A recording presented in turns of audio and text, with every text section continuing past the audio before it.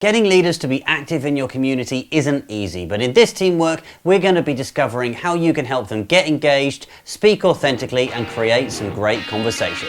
Let's get to it.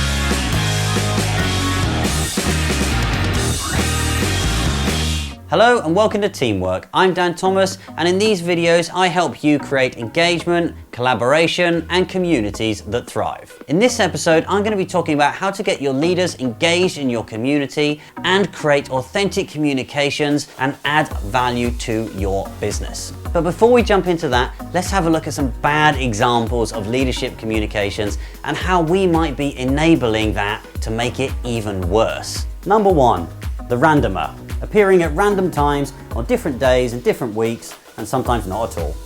Just showing a quick update about our latest platform. Number two, the ghoster. I visited some of our customers today and I got some really good insights on how we can move our business forward. Number three, the jargoner. Through aggregate synergies, we're creating stakeholder investment and shareholder investment. And number four, the I didn't have time to write a post so I printed out my diary. On Monday, I went to visit some of our other sites. On Tuesday, I went to a board meeting. On Wednesday. Now, oftentimes we enable these types of communications by publishing on people's behalf, by writing for them, by copywriting things that people do to the point where it just becomes something that doesn't sound like somebody anymore. So why is it that these communications are happening, and how can we help our leaders speak more authentically and in ways that they really see the value of doing so?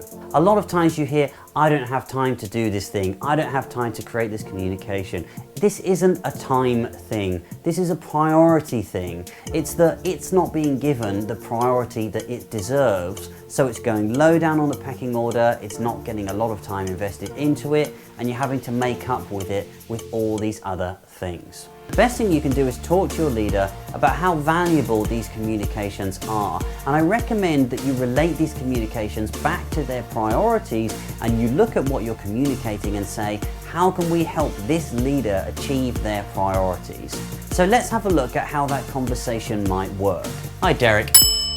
So we know that your priorities are around breaking down silos, working agile and improving collaboration between our teams.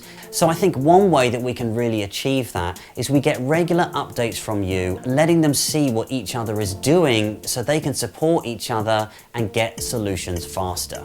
Okay, sure, that makes sense. I've been looking for a way to get the message out to my teams, and I really want to go after this target this year. It's really important for our bottom line. So you can see now we're having a really targeted conversation, and I'm proposing communications that helps them achieve those objectives. When you start speaking in the leader's language, you start relating things to their objectives, then you're on to a real winner.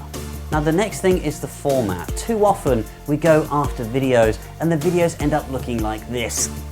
Hello and welcome to the first Monday update on the latest things going on in our team. It doesn't work because that's not that person's format. They don't want to be on camera, and you can tell that they don't want to be on camera.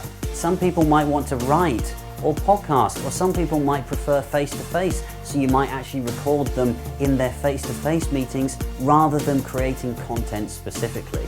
But you've got to find that person's medium and don't push them into a medium that they don't want to be on. It's not going to help them create that content. You want them to be looking forward to creating whatever it is you're asking of them in the medium that they are comfortable with. Hot tip for creating authentic communications, just record an interview you have with a person and write up the transcript and then edit it down to make it into a communication. It's going to be much faster to sign off, and it's going to really speak in the voice of that individual.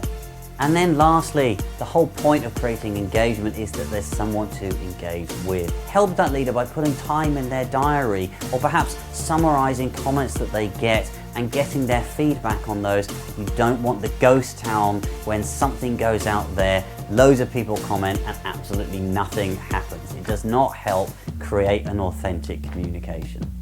So that's it. If you want to get leaders engaged in your community, you've got to help them see the value of that engagement. You've got to support them in creating their content in a format that works, and you've got to help them be part of the conversation afterwards. I hope this was useful. If you liked this video, hit that like button. If you want to see more of these videos, hit that subscribe button, and you can even give that bell a ding as well if you want to be notified every time something new comes out.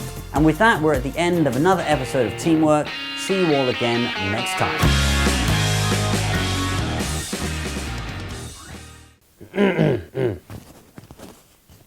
Yeah, is this on?